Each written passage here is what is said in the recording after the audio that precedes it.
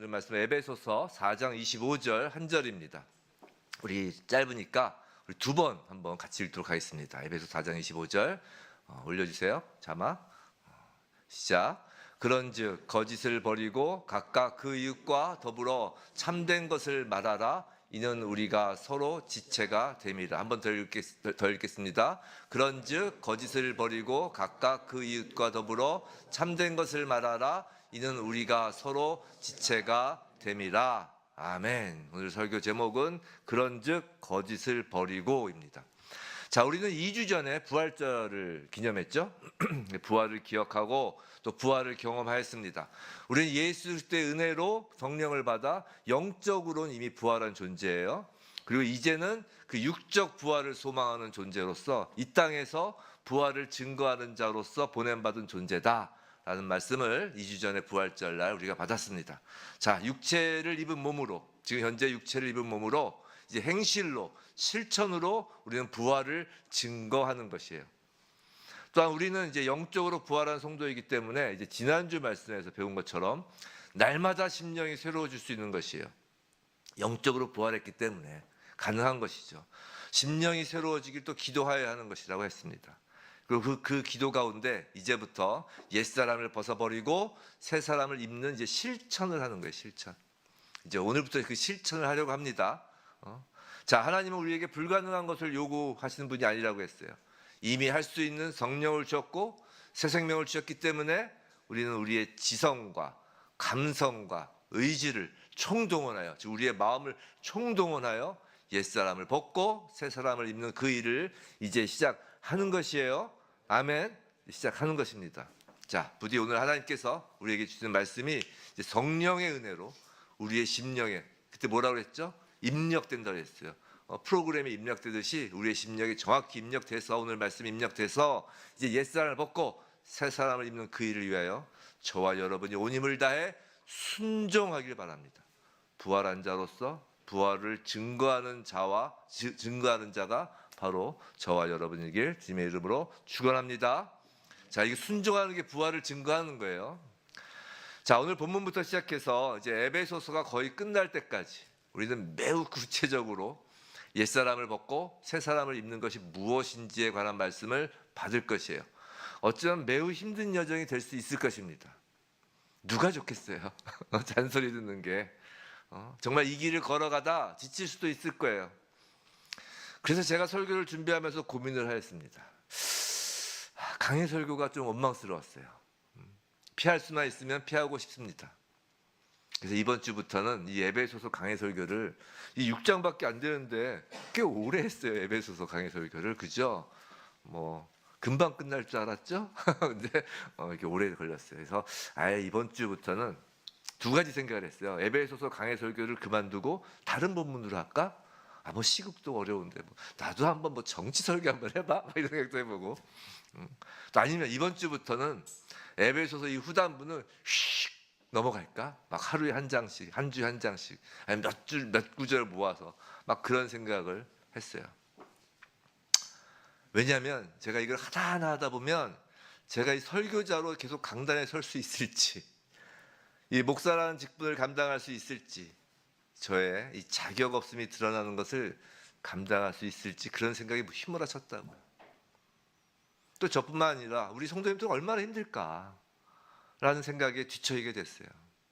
그렇지 않아도 인생살이가 힘들어 죽겠는데, 세상은 어수선한데, 이 땅에서 숨 쉬는 것조차 고통인데, 사방이 온통 어둠뿐인 세상에서 그나마 주일에 예배 한번 드리고, 이 예배를 통해 그 미세하나마 그 한 줄기 빛을 바라보며 쉼과 희망을 가지려고 하는데, 이 예배 자리에서조차 이 말씀의 검에 막 난도질 당하고 숨이 턱턱 막힌다면 얼마나 힘이 드실까. 그래서 이 에베소서 후단을 후다닥 지나갈까, 그 생각을 했습니다. 다른 걸로 갈까. 그러나 이제 그럴 수 없었습니다. 그렇게 후다닥 숙제를 해치우듯이 해버리면 오히려 하나님께서 저와 여러분에게 주시려고 하는 축복을 가로막는 것이라는 생각이 들었기 때문이에요.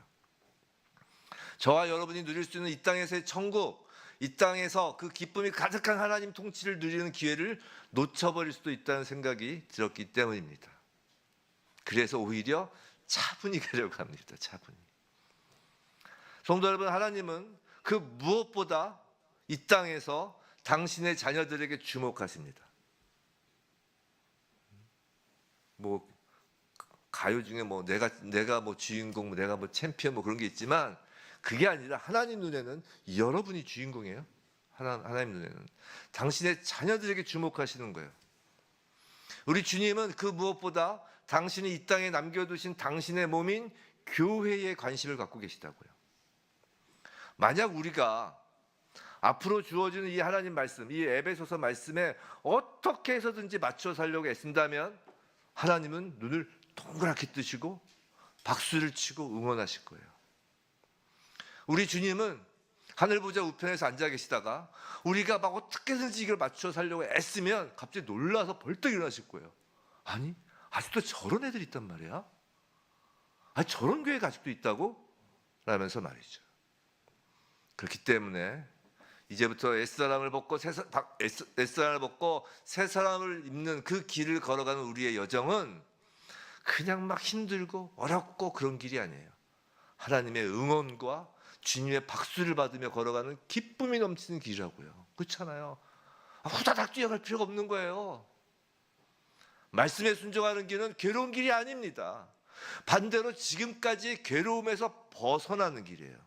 명심하세요. 말씀에 순종하는 것은 괴로운 길이 아니라 지금까지 잘못된 길 때문에 괴롭고 힘들었던 그 길에서 벗어나는 길이에요. 우리가 할렐루야 찬양하며 그 하나님의 응원 속에서 힘차게 걸어가는 바로 성도인 것입니다. 아멘. 아멘. 자, 그런데 그 길의 첫 발걸음이 오늘 본문 25절이에요. 자, 다시 한번 자막 한번 띄워줘 보세요. 자, 그런즉이라고 하면서 거짓을 버리고 각각 그 이웃과 더불어 참된 것을 말하라. 이는 우리가 서로 지체가 됨이라. 자, 이제 앞으로 쭉 다룰 텐데 왜 거짓을 버리고 참된 것을 말하는 것을 가장 먼저 지금 사도 바울이 다룰까요? 왜 그럴까요? 보통 이제 자막 내려주세요. 보통 성경에서 이 죄된 행위 중에 매우 엄중하게 다루는 것으로 치면 뭐가 있어요? 가장 먼저 생각나는 게 뭐예요? 보통 간음 뭐 그런 게 생각나잖아요. 그렇죠? 음란 뭐 그런 게 생각나잖아요. 근데 왜 사도 바울은 성도의 그 그리스도인으로서 행동 지침을 말하면서 가장 앞서서 거짓을 말하는 것일까? 라는 말이죠.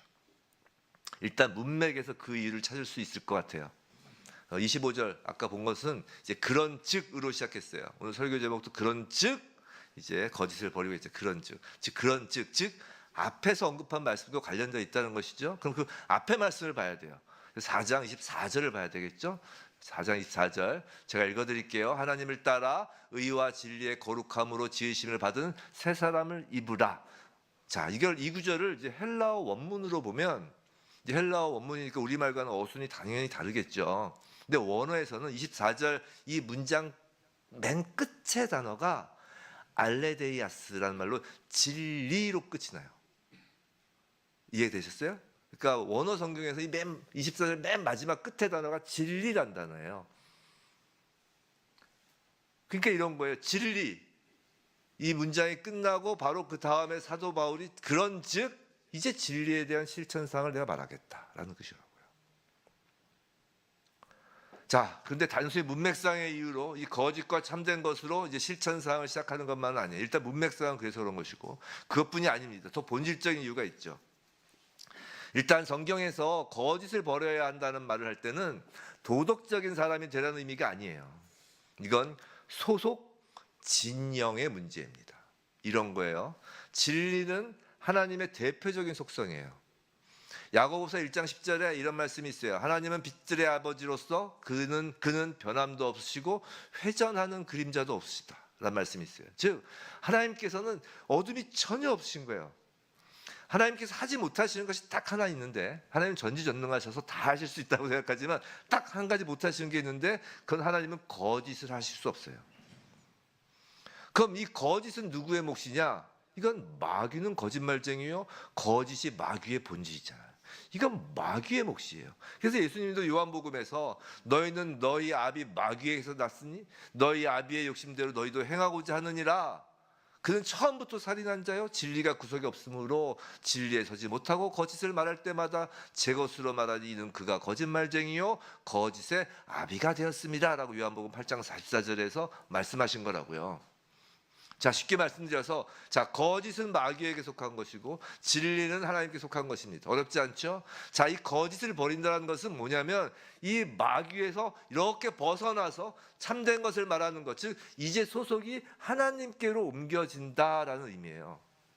즉 지금 그리스도인의 정체성과 관련된다는 것이에요. 진영의 문제예요. 거짓을 버리고 참된 말을 하는 것이 진영의 문제, 즉 마귀의 진영이냐 하나님 진영이냐의 문제라는 것을 아는 것이 중요한 이유는 우선 그래야 오늘 본문을 가지고 이와 같은 어리석은 질문을 하지 않게 되기 때문입니다. 어리석은 질문 뭐가 있냐면 이런 거예요. 자, 참된 것을 말하라 라고 했으니까 오케이, 그럼 솔직하게 다 말하라는 뜻이네요. 자, 내 생각, 내 주장, 내 감정을 다 말해도 되나요?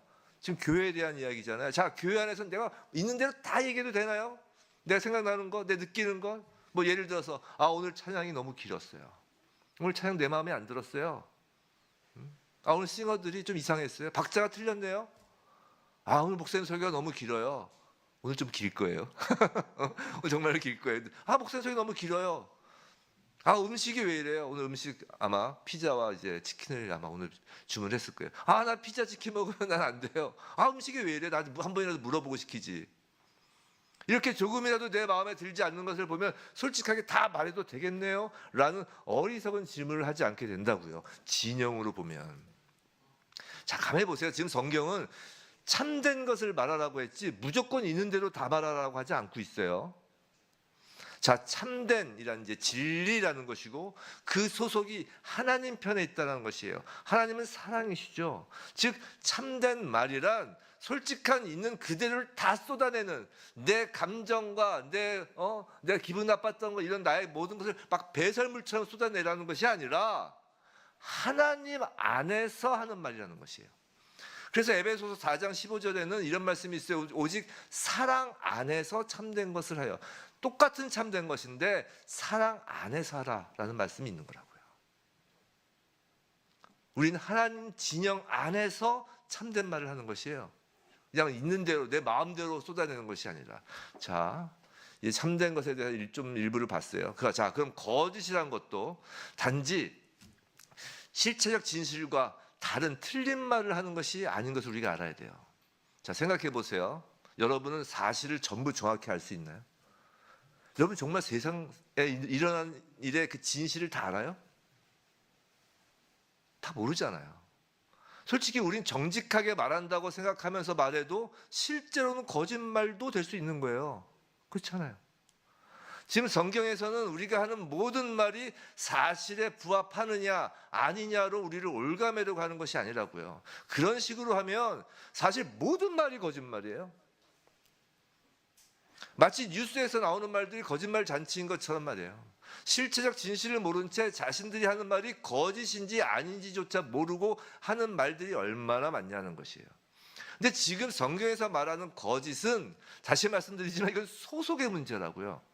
즉 하나님 편에 속하지 않는 것은 모두가 거짓이라는 거예요.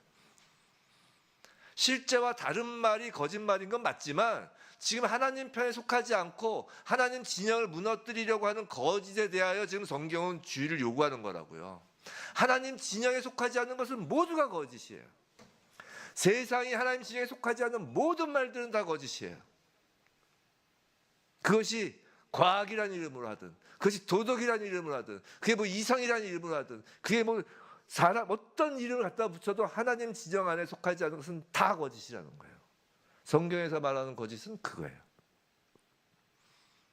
자, 진영의 문제, 소속의 문제이기에 거짓과 참된 말은 단순히 우리가 거짓말하고 우리가 정직하고 그것을 떠나서 영적 전쟁의 최전선 전투 현장이라는 것을 명심해야 된다는 거예요. 그래서 맨 앞에 나온 거예요. 영적 전쟁의 최전선 전투 현장이기 때문에. 이걸 어떻게 설명드리면 좋을까 고민하다가, 고민되면 어떻게 한다고 그랬죠? 지난주에 고민되면 성경에서 답을 찾자라고 했어요. 그래서 이제 성경에서 답을 찾겠습니다. 어떻게 설명을 드릴까 고민하다가. 대표적으로 성경에서 두 가지 사례를 통해서 우리 오늘 본문이 우리에게 주는 교훈을 좀 깨닫기를 원합니다. 자, 첫 번째 두 가지 사례 성경에서 어렵지 않아요. 다들 아시는 거예요. 자, 첫 번째는 거짓말 하면 제일 먼저 나오는 게 이제 마귀가 인류 역사에 처음으로 들어온 사건이죠. 편하게 릴렉스하면서 들으셔도 돼요. 심각하지만 릴렉스하게 들어도 되는 게 다 아시는 거예요. 자, 잘 아시는 창세기 3장이에요. 뱀이 사람을 속이고 유혹하는 장면이죠. 자, 마귀가 하나님 진영에 속한 사람, 아담과 하와는 하나님 진영에 속했던 사람이잖아요. 에덴 동산에서 그 하나님 진영에 속한 사람을 속이는 이제 마귀의 거짓말을 하는 것이에요. 영적 전쟁의 최전선 전투 현장인 것입니다. 최초의 전투 현장이에요. 자, 창세기 3장 4절 5절이에요. 우리 한번 읽어볼까요? 시작. 뱀이 여자에게 이르되 너희가 결코 죽지 아니하리라. 날에는 너희 눈이 밝아져 하나님과 같이 되어 선악을 알 줄 하나님이 아심이니라. 자, 잘 보세요. 단순히 결코 죽지 아니라, 이거 당연히 거짓말이에요. 근데 이 결코 죽지 않는다는 거짓말을 한 것뿐만이 아니라 지금 마귀의 거짓말은 하나님의 성품과 존재에 대한 거짓말이에요. 자, 지금 마귀의 말 속에서 무엇이 읽혀지나요? 이렇게 읽혀지지 않으세요? 야, 하나님이 그리 말씀하시더냐? 그럼 제가 마귀를 빙의해서 지금 말하는 거예요. 지금 마귀가 이야기하는 건 제가 얘기하는 게 아니에요. 자, 하나님이 그리 말씀하시더냐? 야, 하나님이 너에게 지금 선한 척하고 계신 거야. 하나님이 사랑하고 있다고 하고 내 유익을 생각하고 있는 척하고 계신 거야. 너의 유익을 생각하고 있는 척 하시는 거야. 지금 계속 마귀가 말하는 거예요. 제가 말하는 게 아니에요. 근데 사실은 하나님은 하나님 자기 유익을 위하여 너희를 부려먹고 있는 것이야. 너희에게 먹지 말라고 하면 그 나무의 실과를 먹는 날에는 너희가 하나님과 같이 될 줄 아시기 때문에 그런 명령을 내린 것이야. 그런데 너희가 그것을 따먹으면 이제 너희는 권리를 갖게 될 것이야.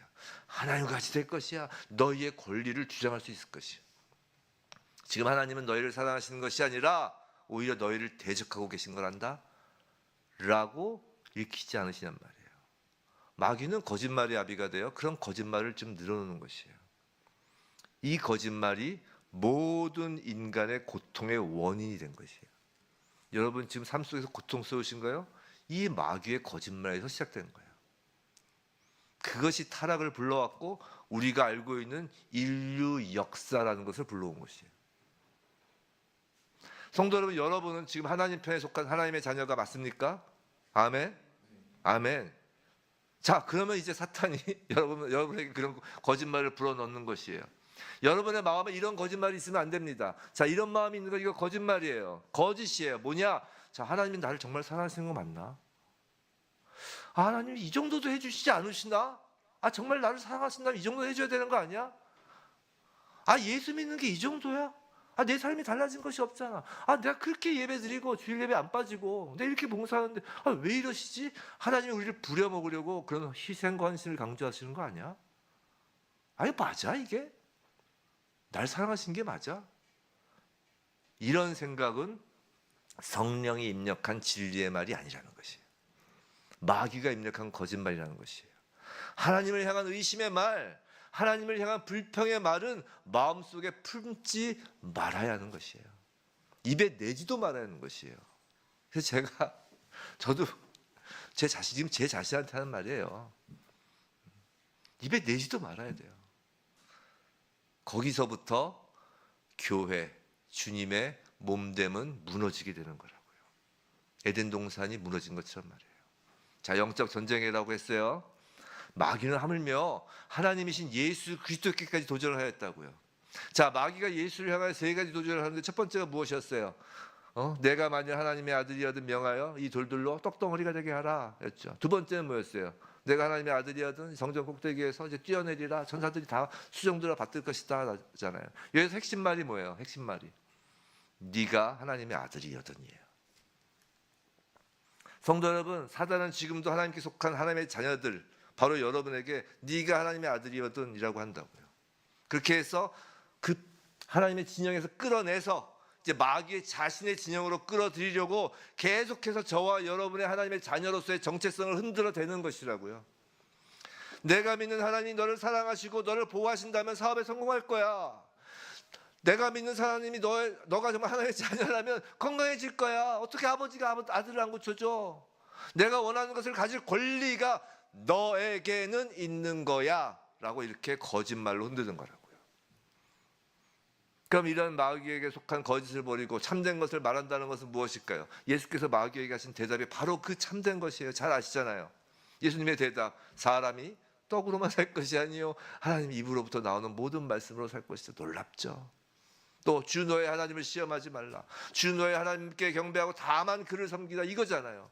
우리가 하나님께 속한 하나님의 자녀라면 참된 말을 하는 것이에요. 참된 말, 오직 하나님만 의지하고 오직 하나님이 오르시며 오직 하나님만 섬기는 것, 이 참된 것을 말하고 살아가는 거라고요. 사업에 실패하고 내 생각과 전혀 다른 결과가 펼쳐져도 뭐 대통령 선거 앞두는데 내가 원하는 대통령이 안 된다 할지라도 그게 뭔 상관이에요, 그게. 아무래도 상관이 있죠.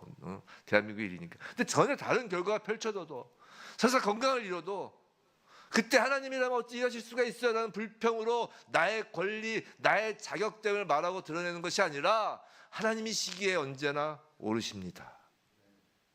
하나님이 시기에 언제나 오르십니다.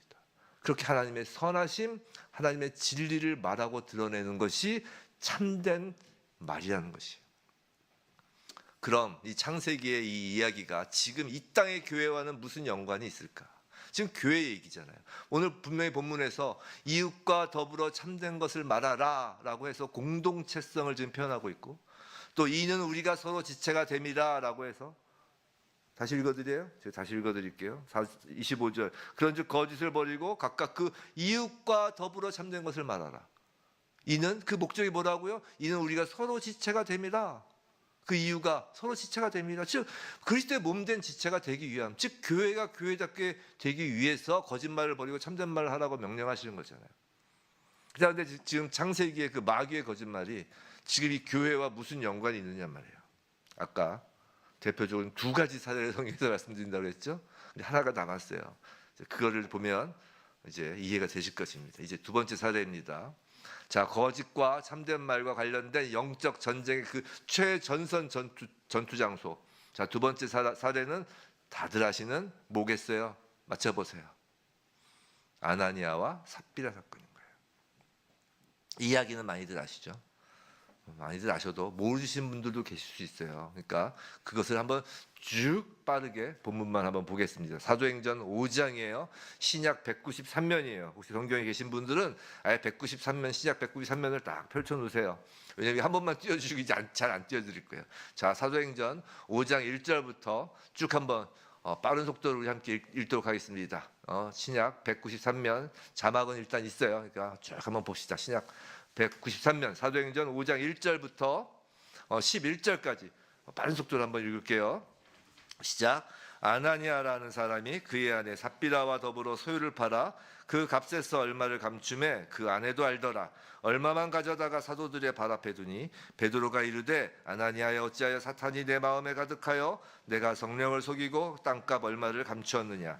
땅이 그대로 있을 때에는 내 땅이 아니며 판 후에도 내 마음대로 할 수가 없더냐. 어찌하여 이 일을 내 마음에 두었느냐. 사람에게 거짓말한 것이 아니요 하나님께로다. 아나니아가 이 말을 듣고 엎드러져 혼이 떠나니 이 일을 듣는 사람이 다 크게 두려워하더라. 젊은 사람들이 일어나 시신을 싸서 메고 나가 장사하니라. 3시간쯤 지나 그의 아내가 그 일어난 일을 알지 못하고 들어오니 베드로가 이르되 그 땅 판값이 이것뿐이냐. 내게 말하라 하니 이르되 예 이것뿐이라 하더라. 베드로가 이르되 너희가 어찌 함께 꾀하여 주의 영을 시험하려 하느냐. 보라 내 남편을 장사하고 오는 사람들의 발이 문 앞에 이르렀으니 또 너를 베어 내가리라 하니 곧 그가 베드로의 발 앞에서 엎드러져 혼이 떠나는지라. 젊은 사람들이 들어와 죽은 것을 보고 메어다가 그의 남편 곁에 장사하니 온 교회와 이 일을 듣는 사람이 다 크게 두려워하니라. 자, 이 이야기의 스토리는 그다지 복잡하지 않아요. 아나니아와 삽비라라는 부부가 요새 말로 헌금했는데 자신의 전 재산을 헌금한다고 하면서 절반만 헌금하여서 죽었다.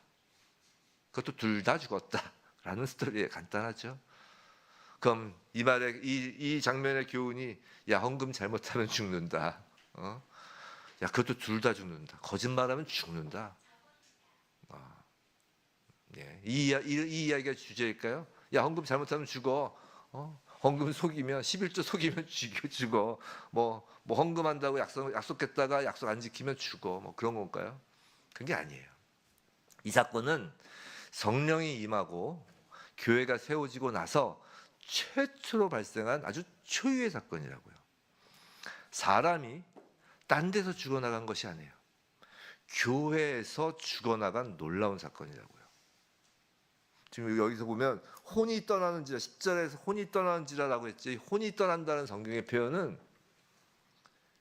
이게 그냥 육신의 호흡이 죽었다, 이게 정말 죽었다는 거예요. 정말.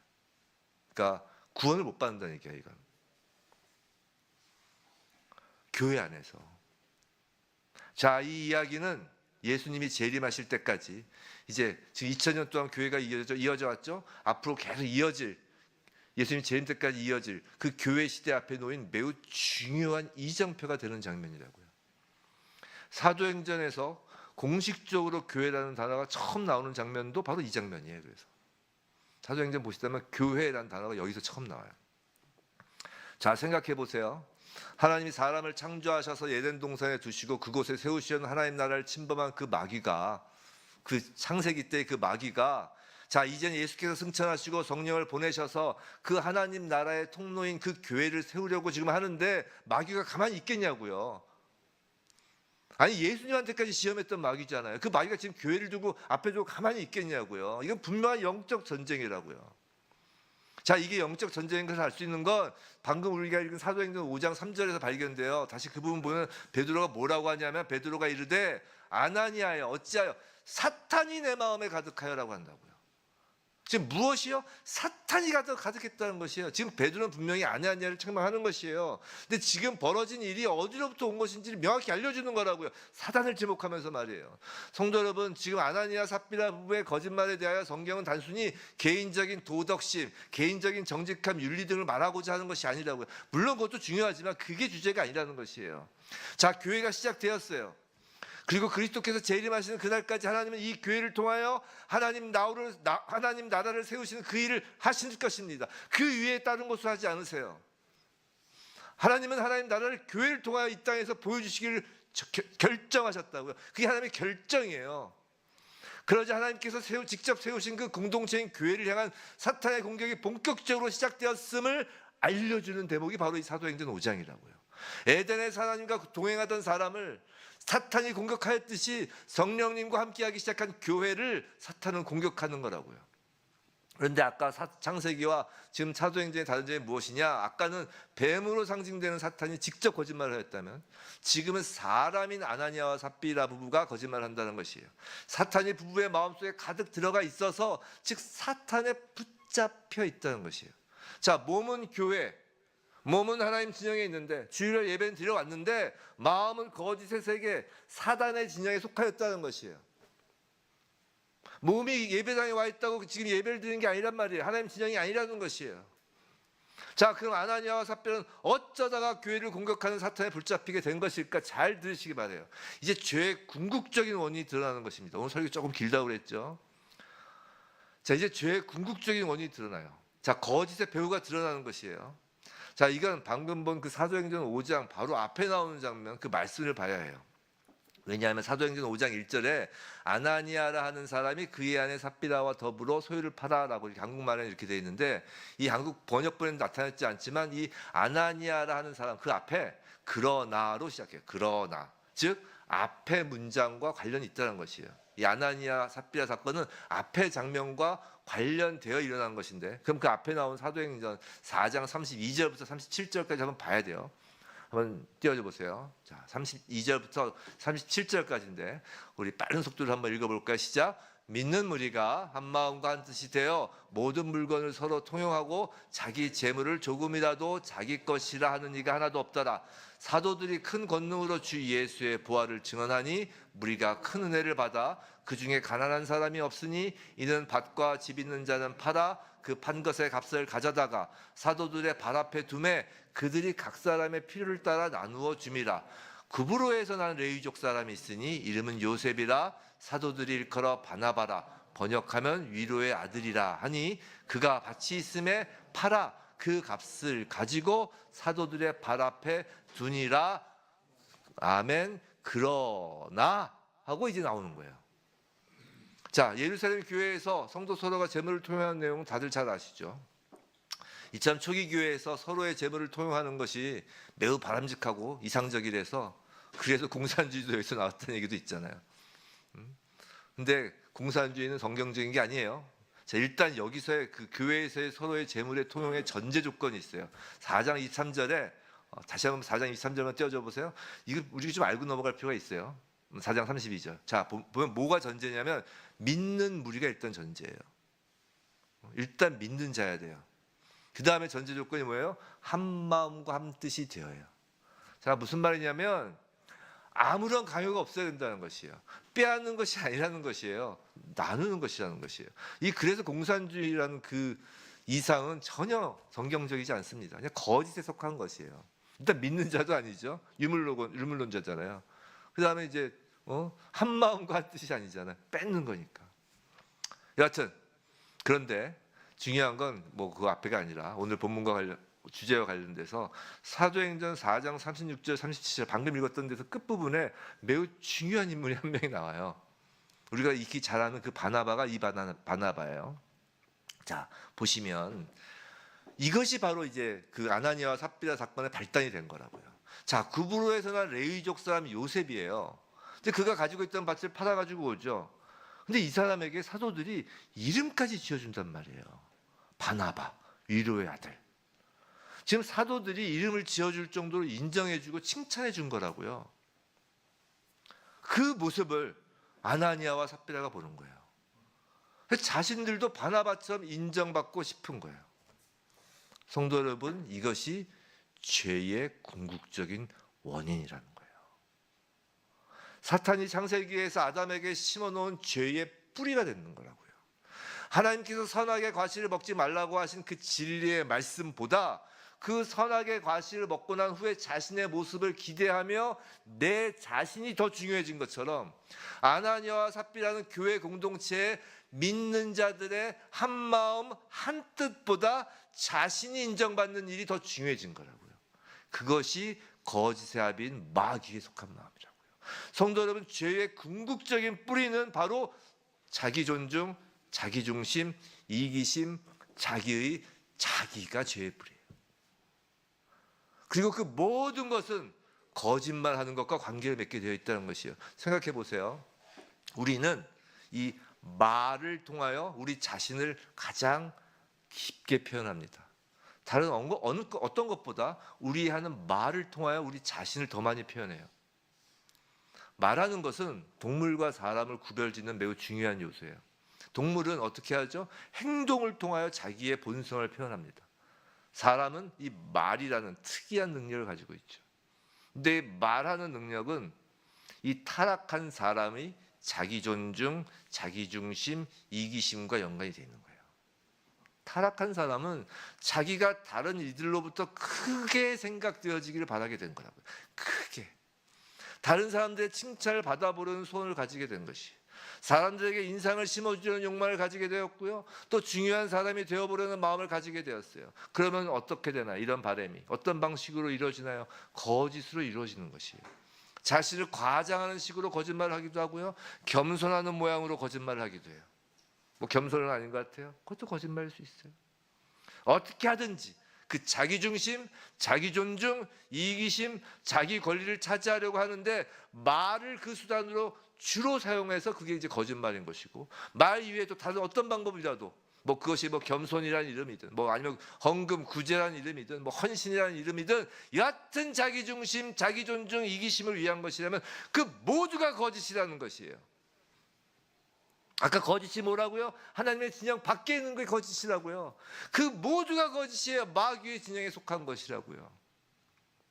교회를 무너뜨리려는 그 사탄이 가장 먼저 이용한 그 아나니아와 삽비라의 마음은 바로 그 인정받고자 하는 마음, 칭찬을 듣고자 하는 마음, 높아지려는 마음인 것이고, 그 마음에서 아나니아와 삽비라는 말이라는 방법을 택하여 거짓말을 한 것뿐이라고요.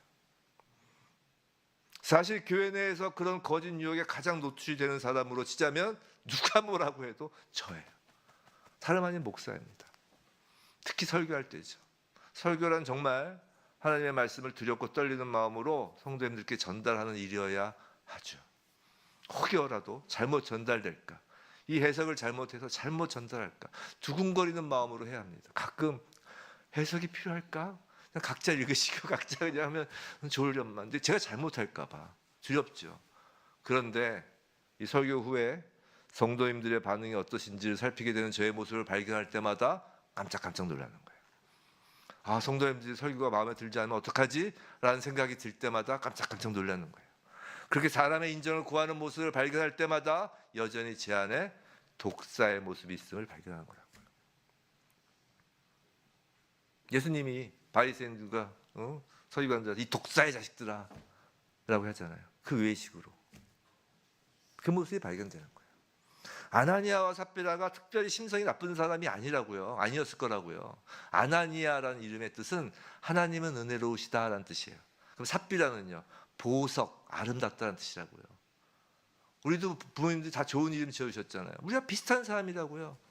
사탄이 마음에 들어가는 사람이 무슨 특별히 평소에 나쁜 행실을 하거나 비도덕적인 그런 사람들에게 들어가는 것이 아니라고요. 질투심에서 시작될 수 있고요, 인정욕구에서 시작될 수도 있는 것이에요. 명예욕에서 시작될 수도 있습니다. 언제나 마음이 높아지고자 하는 곳에서 사탄은 자신의 주무기인 그 거짓이란 보자기를 펼쳐놓기 시작하는 거예요. 예수님의 산상수훈 팔복은 마치 신의 산의 십계명과 같은 하나님 나라의 헌법이에요. 그 팔복 중 첫 번째가 무엇인가요? 첫 번째가 뭐예요? 적어도 이건 아셔야지. 헌법 1조인데 대한민국은 뭐 민주공화국도 그것처럼 1조예요. 심령이 가난한 자는 복이 있나니 천국이 그들의 것이다. 이것이 1조예요. 산상수훈 1조. 심령이 가난하다. 자, 가난한 심령에서 천국은 시작되는 것이에요. 사탄은 그 시작점을 정확히 알고 있는 거예요. 정확히 알고 있는 거예요. 그래서 가장 먼저 무엇을 하냐면 그 가난한 심령을 파괴하는 것에서부터 시작하는 거예요. 이건 영적 전쟁이라니까요. 가난한 심령에서 천국 하나님 나라에 속하는 일이 시작되는데, 천국 문이 열리기 시작하는 것인데, 하지만 교만한 심령으로 바꾸어 지옥 문을 들어가게 하는 것이라고요. 아까 혼이 떠나다, 이거 구원과 관련된 문제라니까요. 얼마나 중요한 건지. 아나니아와 삽비라처럼 교회에서 사람의 인정과 칭찬을 구할 때, 교회에서 나를 드러내려고 할 때, 그것이 바로 거짓이고, 거기서 교회에서 사람이 죽어나가는 비극이 시작되는 거예요. 교회에서 죽어나간다니까요. 왜 사도 바울이 에베소서에서 옛사람을 벗어 새 사람을 입는 그 실천사항 중에서 거짓을 버리고 참된 것을 말하는 것을 시작하는 것인 줄 이제 좀 아셨죠? 왜 이게 그렇게 중요한지. 성도 여러분, 공동체의 기초는 신뢰입니다. 더욱이 하나님이 만드신 공동체는 세상의 공동체가 요구하는 신뢰와는 차원이 다른 신뢰가 있어요. 하나님을 향한 신뢰, 그 믿음에 기초하죠. 교회의 신뢰를 해치는 건 바로 하나님을 향한 신뢰, 믿음을 해치는 거예요. 사탄은 지금 아나니아와 삽비라의 그 높아지려는 마음에서 나온 거짓을 통해 성도 공동체의 신뢰를 깨뜨리려고 시도한 것이. 아나니아와 삽비라가 감춘 재산이 얼마냐? 그게 문제가 아니라고요. 교회 공동체의 신뢰가 문제라고요. 성도 여러분, 교회는요, 세상의 동창회가 아니에요.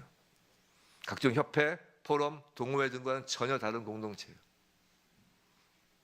자기 잘난 체를 할 거면, 자기가 주인공이 되는 인생 이야기를 할 거면 세상의 동창회, 협회, 동호회에서 하는 것이에요. 차라리 교회는요, 성도 공동체는요, 성령이 임한 공동체예요. 하나님이 임재하신 공동체예요. 하나님이 직접 만드신 공동체예요. 예수 그리스도의 몸이 교회라고요. 교회의 머리는 오직 예수 그리스도세요. 그 누구도 높아지려고 해서는 안 된다는 것이에요.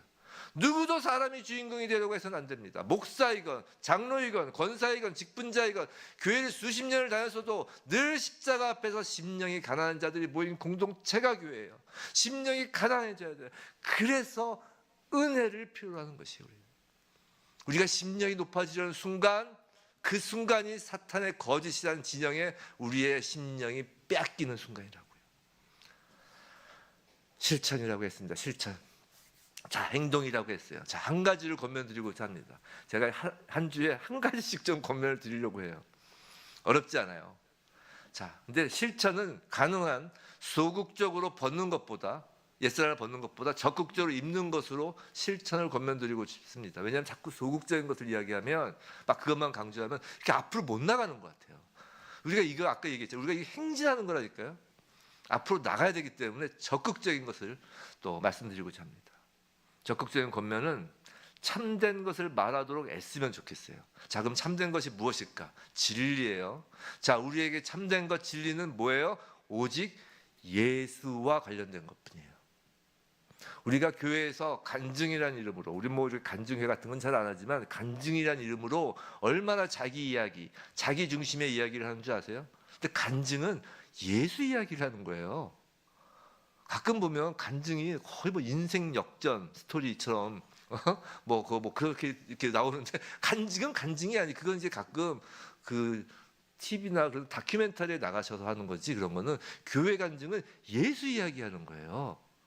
예수님이 이렇게 일하셨다. 하나님이 이렇게 일하셨다. 내 얘기를 하는 게 아니라 여러분의 이야기, 여러분의 입술의 말 속에 나가 사라지는 거예요. 우리가 얼마나 교만한지. 제가 예수 믿기 전인데 제 사례를 드는 건 괜찮겠죠. 정말 얼마나 교만한 사람. 제가 딱 대학교 1학년 때, 대학교 들어갔을 때 이런 어떤 교수님이 오셔가지고 글을 쓰는데, 글의 주제가 나의 역할이에요. 역할. 그걸 가지고 레포트를 써오게 했어요. 막 썼죠. 근데 그 빨간 펜으로 막 동그라미가 쳐 있어요. 교수님 돌려줬는데. 그래서 교수님이 빙그레 웃으시면서 제가 이걸 보는 건 얼마나 문장 안에 나라는 주제가 많은지를 보려고 했다는 거예요. 얼마나 여러분들 이기적인지. 글을 쓸 때 얼마나 분명히 나의 역할인데, 그럼 나나 할 것 같은데, 나의 역할은 상대방이 어떤 상황에서 내가 어떤 역할을 할 것인가지, 내가 주인이 아니라는 거예요. 나의 역할에서. 근데 가장 재밌던 건 뭐였냐면 그 역할이란 그 제목에 그 할자에 이렇게 다, 근데 거기에 다 동그라미가 쳐 있어요. 여러분들이 얼마나 지금 막 잘난 척하고 있는지는 아는, 대학교 신입생 때였으니까 잘난 척하는 줄 아는데, 역할의 철자를 맞춘 사람이 이 전 반원 중에 한 명밖에 없어요. 다 역할이라고 썼어요. 그러면서 역할이라는 거예요.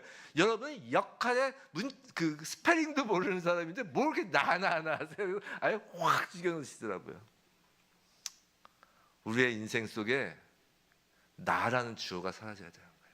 예수 믿는 사람은 우리의 삶 속에 오직 예수 그리스도, 그 예수 그리스도 안에 있는 우리라는 주님의 몸된 교회가 세워지는 것입니다. 주어에 이제 나를 빼주고, 하나님은요, 예수님은요, 성령님은요, 이렇게 예수 그리스도, 우리 하나님이 주어가 되도록 말을 해보는 거예요.